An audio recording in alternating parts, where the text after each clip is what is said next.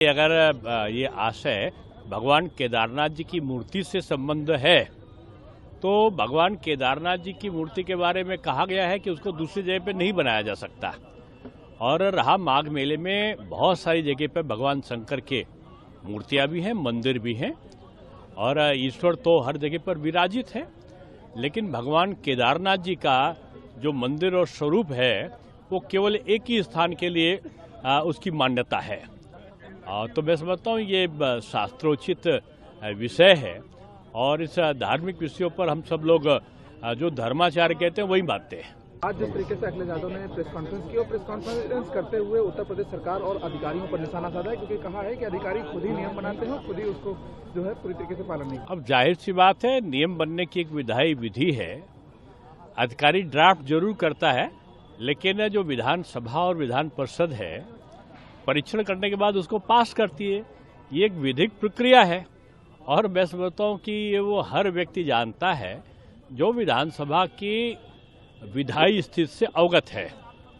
तो इसमें के बारे में न तो कोई टिप्पणी की आवश्यकता है और न ही कोई आरोप का गुंजाइश बचती है। जो जनता के हित में नियम कानून होते हैं उनको विधानसभा या विधानमंडल दल बनाता है।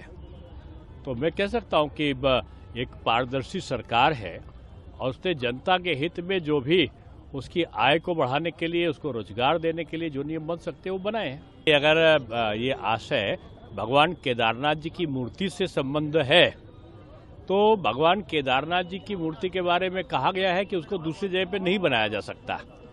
और रहा माघ मेले में बहुत सारी जगह पे भगवान शंकर के मूर्तियां भी हैं, मंदिर भी हैं और ईश्वर तो हर जगह पर विराजित है, लेकिन भगवान केदारनाथ जी का जो मंदिर और स्वरूप है वो केवल एक ही स्थान के लिए उसकी मान्यता है।